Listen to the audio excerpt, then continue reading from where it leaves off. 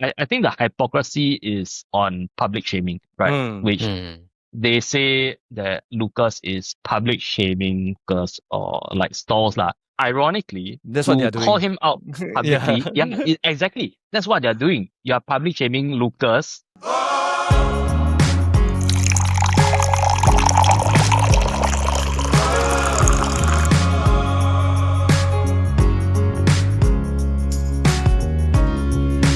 What's up, and what's up? Welcome to the KopiBros podcast presented to you by the Chit Podcast Network.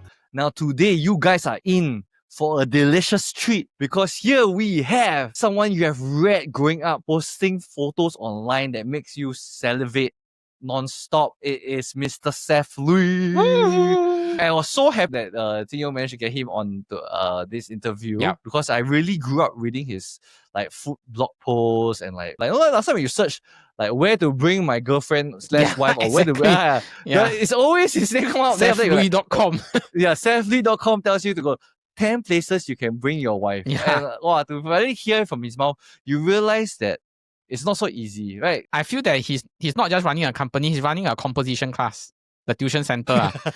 He have to teach his writers that you have to write certain way, what is your tone like, and then you have to look through, you have to edit. And then interestingly, right, he said that while looking for writers, right, it's always better to find a foodie and train him to be a writer than to, develop a palette for a good writer. I feel that it's very, very interesting. I always wondered does he hire people who know how to write right? At the same time, like the food that they're eating. Because usually people I know that speaks very well and write very well, right? They don't really care too much about like food. And it was really interesting to get his take for me, right? Is his take on the recent saga between Zen Tay as well as LucasTheBoss. Because especially he is someone that is really very related to both sides. Like really, if you want to know what was his take, tune into the episode. Now, today our guest is a Singapore entrepreneur and the founder of one of the country's most prominent food review platforms, known for its honest, wide-reaching coverage of food, travel, and nightlife experiences in Singapore and across Asia. He graduated from SMU with a double major in business and finance marketing and initially worked in various F&B roles before turning to content creation and consultancy. To learn more about his experience, I believe all of us should recognize this name. Please join me in welcoming Seth Lui. Hey, hello. Wow, 偶像. Yes, thank you, Seth, for joining us. Wow, I was so surprised and so happy that you were coming on today. So I want to just ask, what have you been busy with recently? Right. I mean, thanks for having me on the podcast. Recently, pretty much just running business as usual on the blog, playing pickleball. Quite a bit. So I'm a bit more tan looking today. And also we have a bread business that we just started. They're not just it's coming to a couple of months already. We sell show pans at Center Point. So that's some of the stuff we're doing. Like for example, show pans, I believe they're more famous in Japan. Do you like travel to Japan to like try the show pans and like get like a sensing? Actually, surprisingly, show pans are not as common in Japan as you would think. So I actually tried like going around like different bakeries. I didn't really do any research but like Japanese bakeries, like I would think, hey, every bakery will sell shopan, but that's technically not true. It's actually more, I would say, popular in Korea actually than Japan, although it originated in Japan. But I think Korea is where like they kind of hyped it up more. I was in Osaka and Kyoto for the past like 7 days. I really see much more cream pastries than shopan buns and bread. Yeah. Exactly. It's actually not as famous or popular in Japan. And so when you said it, I was just like, oh yes, I actually did not see it much there. I also just came back from Japan like last week so Kyoto that side as well, Osaka that side as well, or Hokkaido? No, so I was in Tokyo, but we had to take the Shinkansen to Sendai, Sendai area. So this was like a work thing We were visiting like a rice factory where they make microwavable instant rice. I have to say through my trip right in Japan, the one thing I love about the food is actually mainly the rice. Like the rice makes everything like that much nicer. I don't know what they put inside It's the water. Japan water. Yeah, Japan water is Yeah, they always say it's the water. Now we normally start our podcast interview by learning about the origins of our guests, and we would like to ask you about your journey like way back. Like, could you share with our listeners your growing up story, and has like the F&B industry always been a important part of your life? So I think first exposure to F&B was really in university lah. Yeah, so this was back in SMU. So they had a space in the basement that was sort of entrepreneurship competition lah. So they put up the space, groups can come together and pitch for what they want to do with the space. So we had a team that did a proposal, we did a pitch for like some kind of cafe, student cafe for the space. And when we won the sort of the competition lah, so that's how we actually got this subsidized space to run a cafe for students. Yeah, so that was really the first time foraying into F&B. So the lease was only 2 years because we were graduating also lah. But I think that really gave us a taste of F&B. To be honest, if the rent wasn't subsidized, right, with real world rent, I think 3 months should be bankrupt already. Yeah, definitely with collapse already. But because it was a student, a uni program, so there was quite a lot of help there. Like dip our hands into F&B. After that, if I'm not wrong, right, you opened a milkshake business, right? Yes. So the next chapter was milkshake, which is cause it's a customized milkshake lah. So we called it milkshake. Yeah, a lot of things would have gone differently if different things happened lah, right? So for this also, cause as you know, F&B startup is actually very capital intensive. There was actually no way I had enough money to start this up lah. But we applied for, back then it's an entrepreneurship startup grant by ACE Singapore. So we actually applied for the grant and we managed to win the grant, which was very rare because mostly they give it to like tech startups and companies like that lah. But for F&B, it was quite a unique opportunity that we actually managed to get the grant. So that was 50K lah that they would actually give us to start our business. So that led us to being able to actually start it up. Right. If not, I wouldn't even have done this business because I just didn't have the money. I think in total we needed at least like 100K in that ballpark lah to actually start this up. I think we did it for about 4 years, around that 3 year plus lah. Business did not make it. From what I understand, after your milkshake, I think you went into a bit of food marketing and food review kind of company, right? So from there, maybe you can share a bit of like what you did there and what inspired you to go from there to like say, I want to start like SethLui.com. The milkshake business was winding down already, like, you could see it lah. And we already planned to close it down. So in the transition period, that's when I had to also think lah, right, what do I want to do next? I actually was exploring like marketing. That's something I enjoy doing and like something that I studied for lah. So I actually created the blog as a marketing tool to offer consultation and also to sort of like journal my experiences in F&B. So that was the original thought process behind the blog itself. And it was, it's named after myself because it was supposed to be just a personal blog. Content creation site. So back then I was more blogs. I was just writing blogs, articles, listicles, guides, and kind of thing. So that department actually took off way faster than my consulting business lah. So it was also a lot more scalable in a way because I think consulting is very individual. It's very hard to train people to like have this kind of experience. So but for article writing and content creation, like I found it was a lot easier to be able to start training my team. And yeah, so I decided to scale that idea of content creation lah, right, by starting to hire like, let's say like one writer first, and then we move from there. I started with freelance, then like intern, and then like writer and blah, blah, blah. Yeah, so really just going like one staff at a time, trying to pass on like my knowledge to them so that they can write articles or content with similar results lah. That is kind of how it led to this blog lah that you have now, that is SethLui.com. What a crazy journey it has been. I'm like hearing from the very start to like where you are now. Almost everybody has seen like a Seth Lui review. If I'm not wrong, you're one of like the first few like content creator or like blogs. Yeah, when it comes to like food content creation. Food, yeah. It's either Google reviews or you see like like Seth Lui. Seth is always one of the top few. Your website.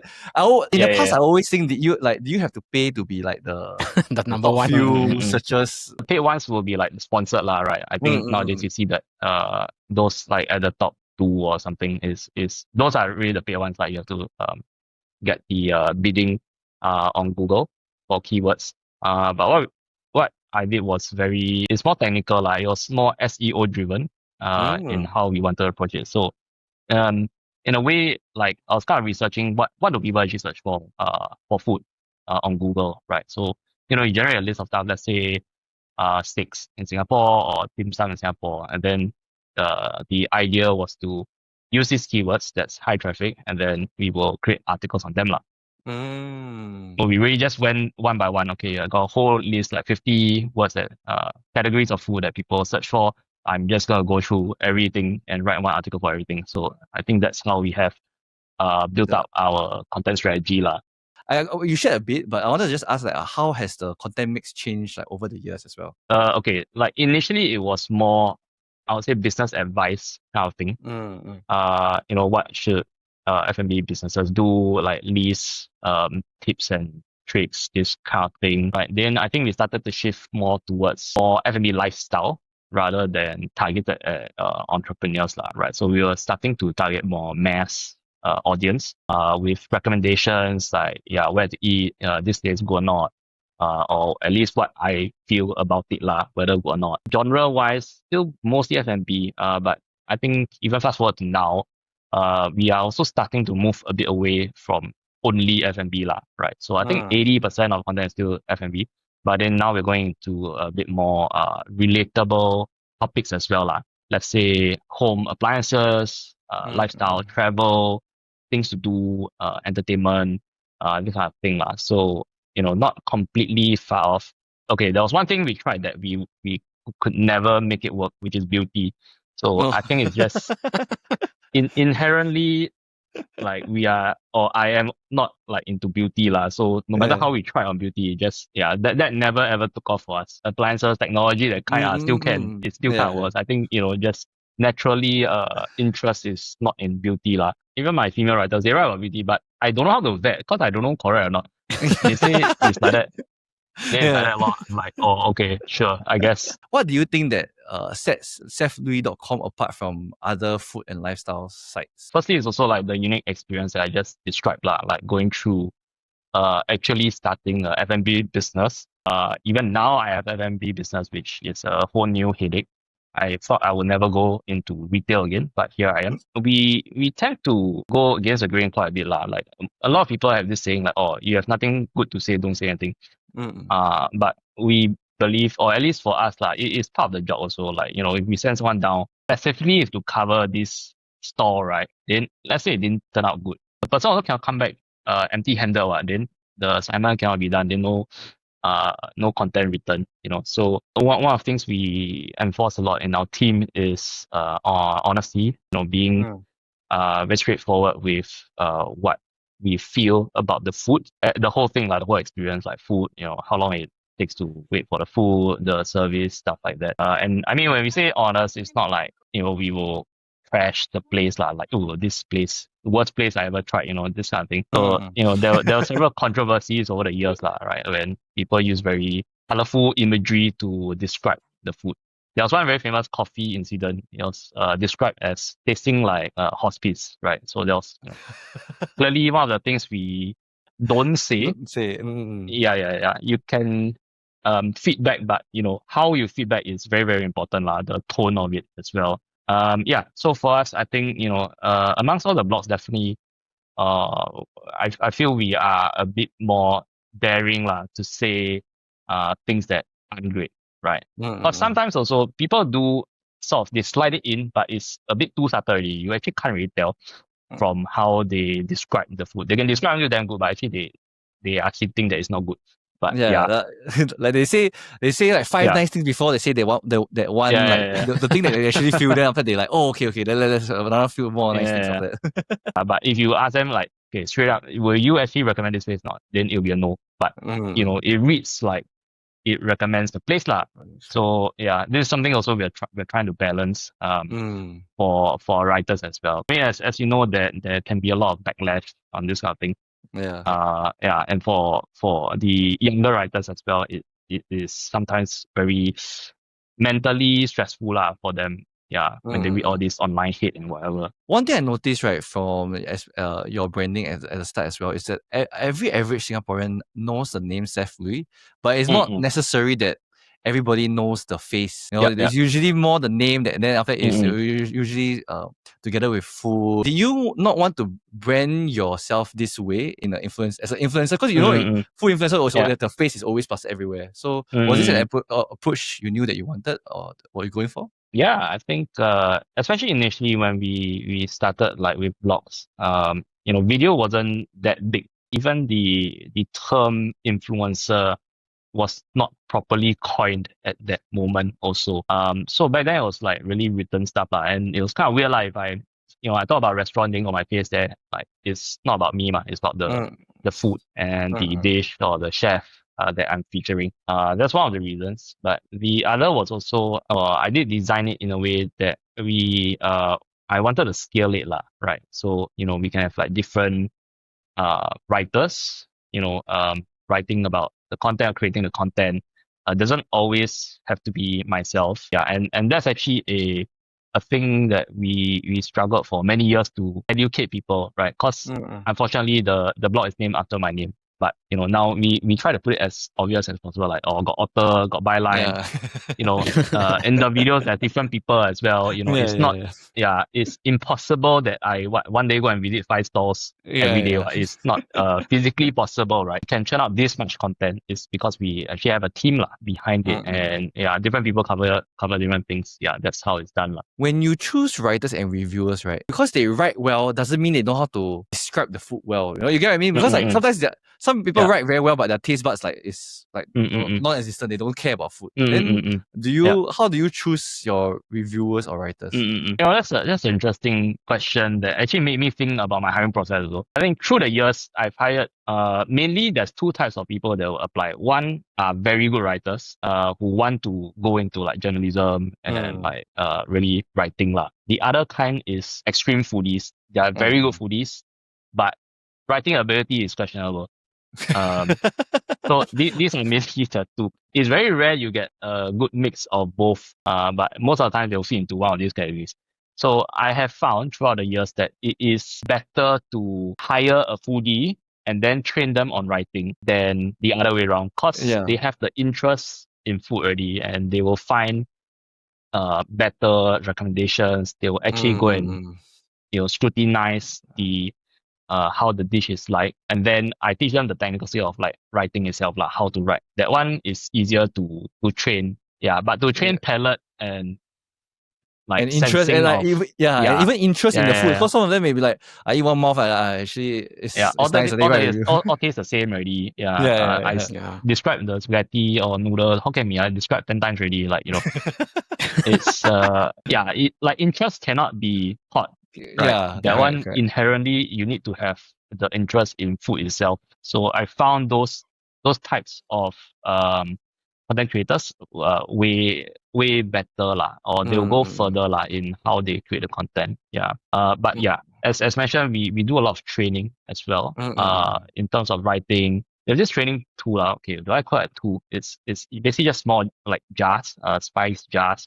Containers, spice containers. Wow. So you have all different spices. So we try to make them smell each one, and they have to guess what is it right? So after a while you start to build okay, this is turmeric. Then this one they all smell like whatever, chili, pepper.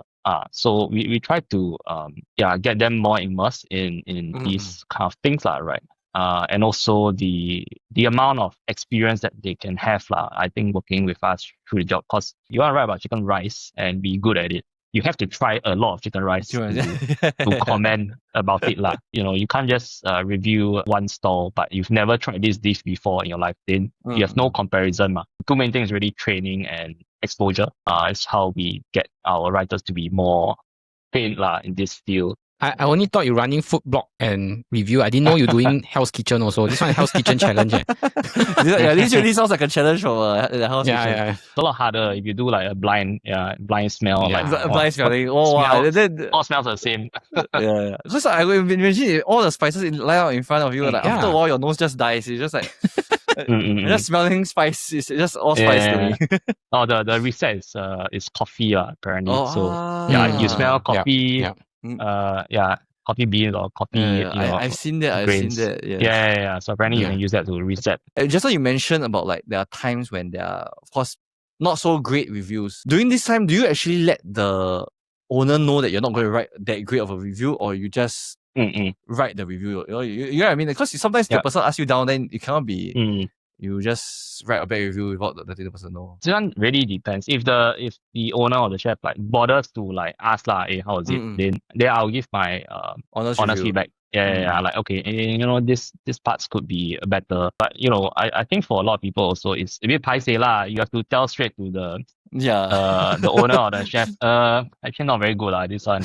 It's very hard for a lot of people to do it. But correct. Yeah, but because I know that we are going to create content about it, you're going to find out eventually. It's best I preempt you first and let you know. Okay, these are some of the points that I'll probably be mentioning right? Yeah, so at least they are not like shocked. Very rare a store is like nothing good to talk about, like everything is bad lah. Yeah, it's very rare for that kind of occurrence lah. So I think one thing we try to train our guys on the tonality also is how to give negative feedback positively.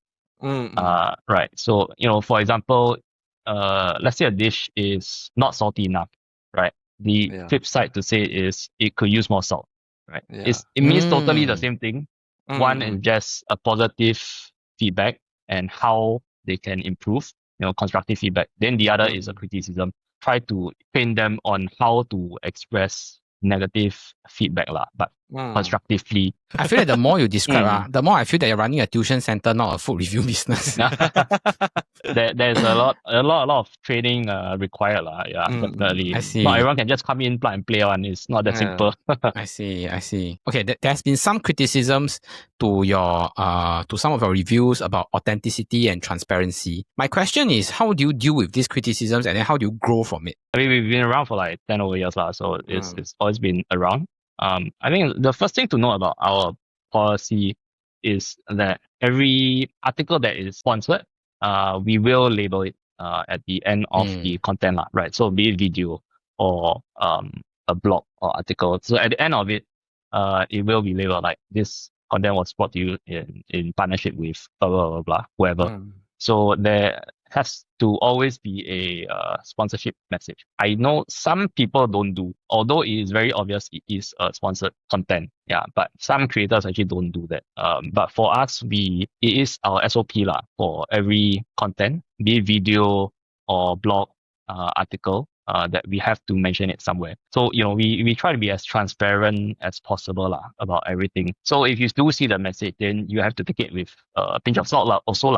Because it is a bit of a conflict of interest in a way. There are some scenarios that happen. So one is we try to maintain as neutral or as honest a review as possible. However, if we are doing sponsorship and we do let our clients have a look at the draft. But we have a term in our agreement with all our clients, and they sign this before they engage us, that any opinions that we have about the restaurant or the food is entirely our opinion, and they cannot change it. The only thing they can change or amend is any factual errors. So factually, if something is wrong, they are allowed to change it. So we actually do have this clause before we even engage any clients, that we are allowed to express our own editorial opinion about the place. But then this also leads to a lot of arguments with the client, right? Because there are really some clients, just one negative thing about their whole establishment cannot. Cannot at all. I can imagine. Whole thing must be positive one. So it is it's always a struggle to try to educate them, like, no one's gonna believe this. Everything damn good. 5-star service, the food damn good. I wait I wait 30 seconds, the food come already. Cannot be what. yeah. So they don't understand the psychology of like readers, right? Who will believe everything so in your restaurant. So there's a lot of fights with clients also over this. Yeah, then I say, if I hire you to write negative things about my brand, doesn't make sense. What? Yeah, so that's their point of view. Yeah. However, to engage influencer or blog, you are trying to make use of their authenticity and their base, right? We are not just a microphone for you, ma. If not, you can just go like TV, radio, run an ad yourself. You can put whatever you want.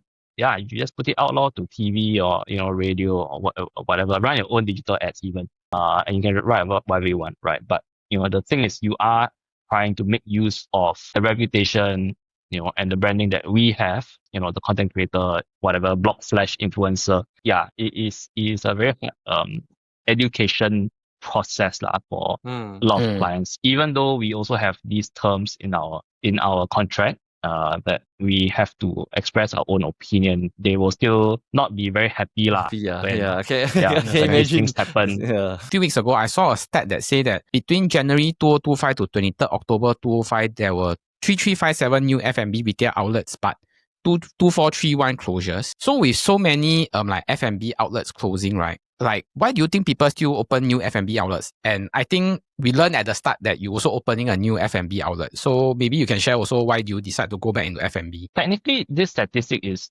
not new. Like, I think through the last God knows how many years, there has always been a lot of F&B opening and closing. Yeah. So this number is not like suddenly jumped from 100 to 3,000, that kind. It has always been a few thousand every year, the turnover. So which is why we also have business, right? Because we help them to promote and do some marketing. For me, in my opinion, F&B is relatively easy to break into. It's not requiring a very specific technical skill, not like architect, right, or like doctor. You need a degree to go into this profession. So a lot of people are like home cooks as well, right? Like you dabble with some cooking at home, you cook for your friends, your family. A lot of times your friends and families will also tell you, your food very good. You can go and open restaurant, It's a very common line that friends or families will feed their own friends and families. Sometimes a bit misleading right. I'm not sure if they are being nice or what, but for the cook itself, you really take it to heart. Like, hey, shit, really, I can I can make it. I can make it. Can open a restaurant, I got I can be Gordon Ramsay one day. my father I can open Michelin star restaurant. So I think that also creates a false sense of confidence for them. Cause I think cooking for, let's say, 5 people is very different from cooking for 500 people on a daily basis, right? Like the whole scale of it is different. And I think when you cook for your friends or family, cost is something you don't really think about. Like you just want to use the best ingredients to get the best results. You can take whole day, you cook 10 hours to slow cook this, whatever, blah, blah, blah. But when you actually run an F&B business, you'll realize that all these factors that you didn't consider actually matters, right? The cost of your ingredients, you realize, actually, if I want to serve this dish now, I have to charge $50 for it, right? Then it becomes not practical anymore. So I think the financial business understanding of F&B is quite lacking for a lot of people who actually start F&B. There was someone that bid $10,000 for more than $10,000 for a hawker stall, right? That kind of thing. Or I think it was coffee shop or hawker stall I mean, but 5-figure one, which which is crazy for hawker stall. Which is crazy, right? So and if I'm not wrong, I think a few months later the guy closed down already. So clearly the financial business knowledge of running F&B is not clear to a lot of people. It's just easy to go into they severely underestimate the other aspects of the business, right? Your profit margin, how you're going to cook so much portions, how you're going to serve so many people in such a short period of time. And I think the labor situation is also a surprise for a lot of people, right? They realize, hey, actually damn hard to hire people, for F&B. Yeah, Yeah. that Correct. comes as a big surprise for a lot of F&B store owners. So we actually want to move on into the hottest topic recently, which is about the hawker business. We would like to start with the recent spat between Lucas the Boss and Zen Tay. I believe everybody in Singapore. I just want to ask, what is your take on the entire saga? Okay, Zen. I think it was not just Zen Tay, but with Mentaya, Yep. Chit, if I'm not Yep. wrong. Yep. Yeah, so with Chit as well. So I think Chit and Zen commented on Lucas's content lah. The main argument from Chit and Zen is that Lucas should not be talking bad Bashing about hawker hawkers. food. Yeah, should not be bashing hawker food, right? Because I think some of his videos tend to express that lah. His angle was going more for like Michelin recommended stuff. Like, is this Michelin recommended or not, right? Is this that standard? I think he has heard the feedback, right? And he has actually changed his tone and his wording. Even the branding at the start, it was exposing become to now it's exploring. So you know, he has definitely heard the outcry lah from the public and all this, and change it from exposing to exploring. Firstly, I think Lucas was quite smart. This is a marketing move to use exposing rather than whatever else, right? So I mean, there's so many hundreds and thousands of food content creators in Singapore, right? If you want to stand out, you have to do something lah, right? Something different, right? And I think he had a good grasp on what is marketing about, right? Cutting through the clutter. However, it created backlash from this lah. But you know, in a way, he has already succeeded in what he wants to accomplish. He has quite a lot of people. He has gained the followers, people that do support him. Yeah, he has the traction for it. So now he pivot and will not be so aggressive anymore. In my opinion, Lucas is actually very smart. I don't know, the camp seems to be divided into one is like pro consumer on the Lucas side. One is more like pro business side, which is Zen and Chit lah, who both have had experience in F&B business itself. Zen has a prawn noodle store and some other concepts. Chit did Mentaya. So they are both in F&B business itself. And I think that's the perception that they come from a business, F&B business background, right? And, they might be a bit defensive on the end because, as a business also, I will know also, right? When I receive negative reviews on my business, when we sell chopans also, this is very helpful. It's very helpful to tolerate that. I think the hypocrisy is on public shaming, right? Which they say that Lucas is public shaming hawkers or like stalls, right? But which ironically, that's what they're doing. Call him out publicly. Exactly. That's what they're doing. You are public shaming Lucas and like for doing a food review, for that publicly shames the hawker, but you're publicly shaming him for doing what he's supposed to be doing as a food review. Yes. Yeah, exactly. So it's a lot of hypocrisy there, right? Like, technically the idea is not wrong, but you're using the same methods to do it. So how can I actually believe your words in that sense? That's really the hypocrisy of the situation for me. If you want to talk about like public shaming, you are public shaming someone on public shaming. Like, that doesn't make sense, bro. I just feel it's just so funny that in the end they just just have an argument online. Let's just have an argument online. As someone that does online reviews and content as well, so I believe everyone has the right to freedom of speech, right? As long as it's not deceitful, right? If it's not a lie, it is true and factual. Be it Lucas, Chit, or Zen, it is their opinion.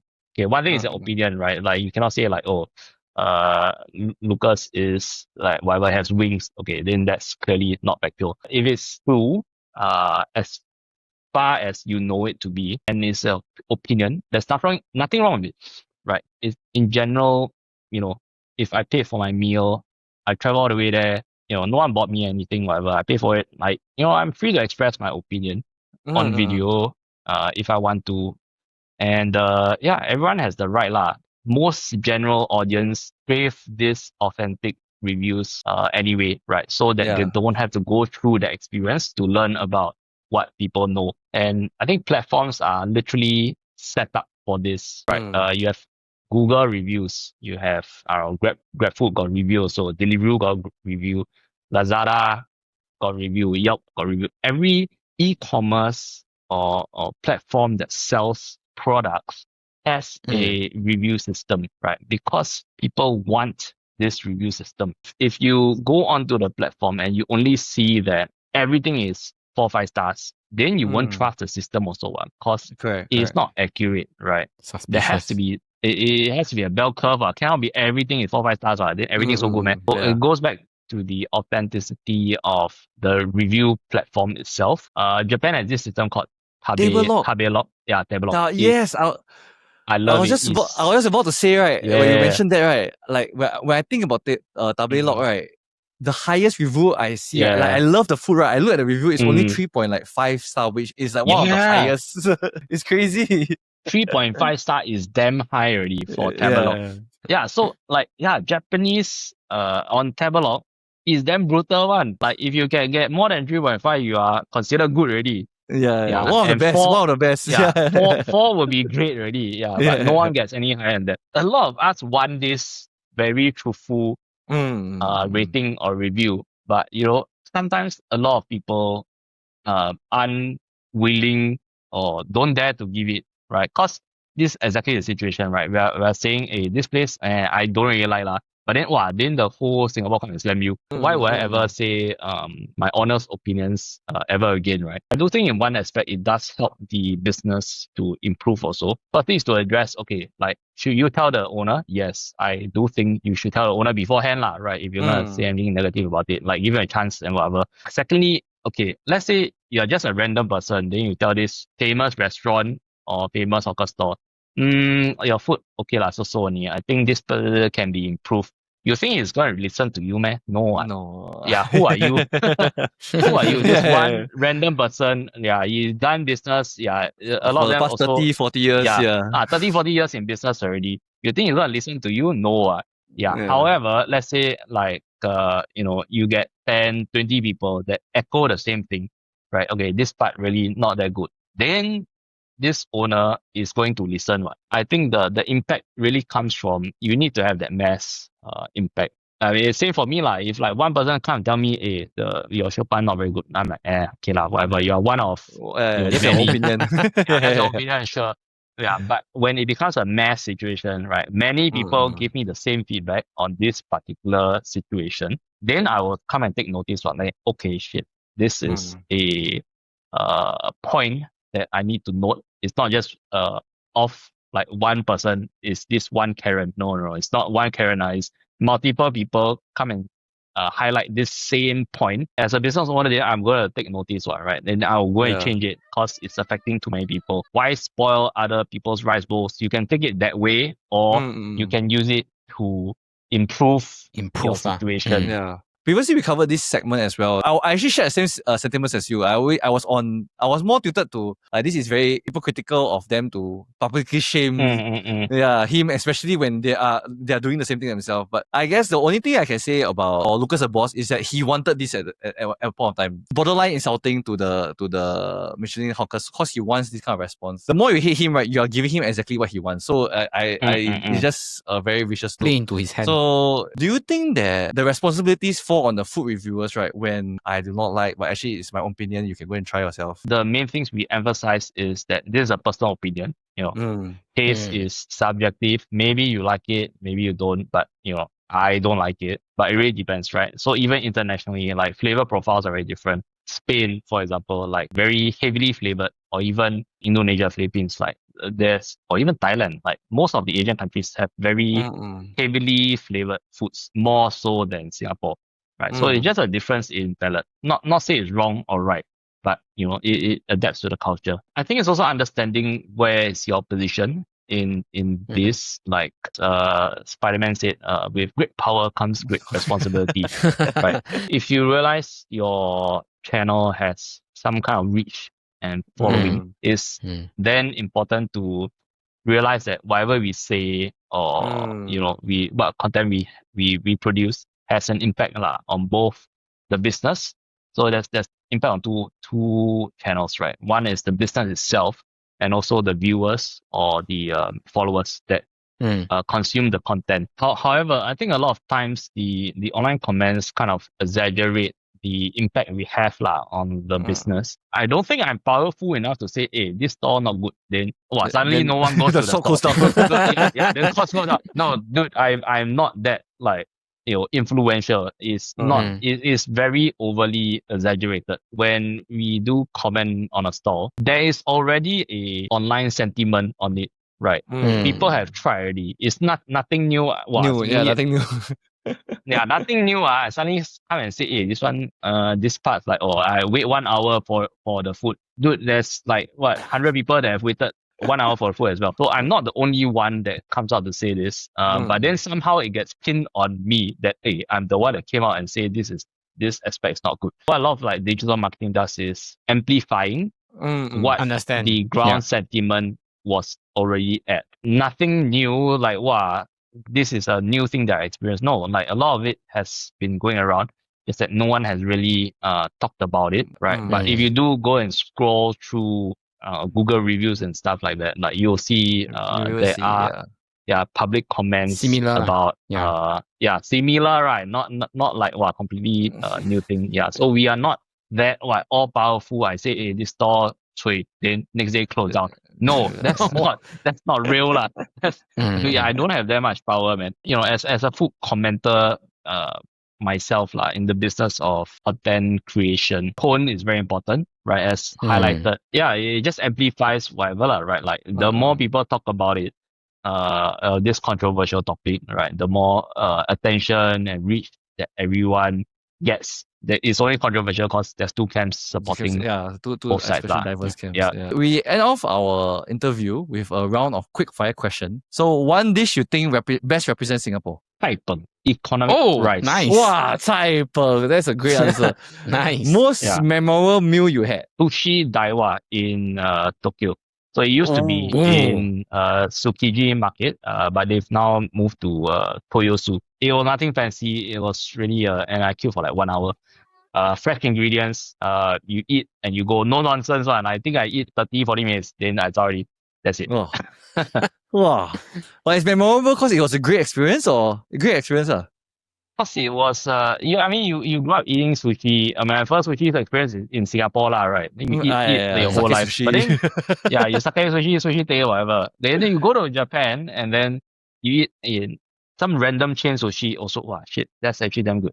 Yeah. But then you go to the seafood market and then you eat the sushi there. Wow, that's totally different also. A whole new level. Nice. Whole new level. Sushi can taste so good, man. Okay, the next one. Which food trend do you hope disappears soon? Bubble tea. There's too many. Yes. Too many bubble teas in Singapore. It's been how many years already? It's go up, go down, go up, go down. Brands just when you think it dies, right? New one comes back alive again. Oh my god, then more brands coming again. Then now from China or whatever. Taiwan, China, blah blah blah. It's just not dying. Oh my god, I don't get it. If you weren't a food blogger, what do you think you would be? There's two possibilities. I will either be a bartender or I will work in a F&B MNC like Nestle or something like that. One food concept or idea you think will do well in Singapore? Honestly, I have thought about this a lot. I have no conclusion on what will actually be a long-term concept that works in Singapore. I have no idea. Short-term, a lot of things can work, right? You can build the hype and whatever. People, Singaporeans love new concepts. They will flood there the first few months. But after a few months, it's not sustainable. Yeah. So long-term wise, I have no answer. I have no idea. Early morning breakfast or late night supper? Now, already it's morning breakfast. Nice. It's really true. The older you get, you can't afford the late night supper. Yeah. Next is, what would be your last meal on earth and from what store? I did Google this a bit because I can't really remember the exact term. It was based off a book I read a very long time ago. It's called Steak. The book is literally called Steak. One man's search for the world's best beef, tastiest piece of beef, something like that. And within this book, the author, after trying so many steaks and beef across the world, from Wagyu to Angus and blah, blah, blah, all over the world. So there's this one particular beef that he identified, right? Which is the Scottish Highland beef from this Scottish farmer called Angus Mackay. Okay, so this very specific combination. This is the steak that he identified as like A plus, like one of the best steak he has had. Okay, assuming you can find this lah. I have absolutely no idea how to find this piece of beef, but yeah, Scottish Highland rib eye from Angus Mackay's farm. That is what I would like to request for. It's a very fine. Well, I hear the explanation, right? Yeah. I hear the explanation. Like, I changed my own last meal already. It's my last meal on earth, right? If I can request anything, right? Yeah, sure. I will request this. I can get anything I want. Sure. This is what I will get asked for. I think we have learned a lot from you today, and of course, you're a very busy person. Just in case for all those people out there who have been living on the rock, can you just let our audience know where they can find you on social media? The company account is at Seth Lui. That is the Instagram account. And I have a personal account as well. It's called The Real Seth Lui, where it's more random personal stuff. There's, I don't know, like snowboarding and then, watching TV. I don't know, drinking. Pickleball. Yeah, pickleball. Yeah, it's very random stuff. Yeah, if you want food based content, of course, check out our Instagram. We also have TikTok at sethlui.com. It's literally at sethlui.com. I don't know how they did it, but yeah, it is. We're on TikTok as well. We also have Facebook, but I think that's a more older generation platform now. No one uses Facebook, so I didn't really promote that. It's fine. Just go Instagram or TikTok. These are our channels. Thank you, Seth, for your time and all the best for your future endeavors. Thank you, Brandon, JY, for having me as well.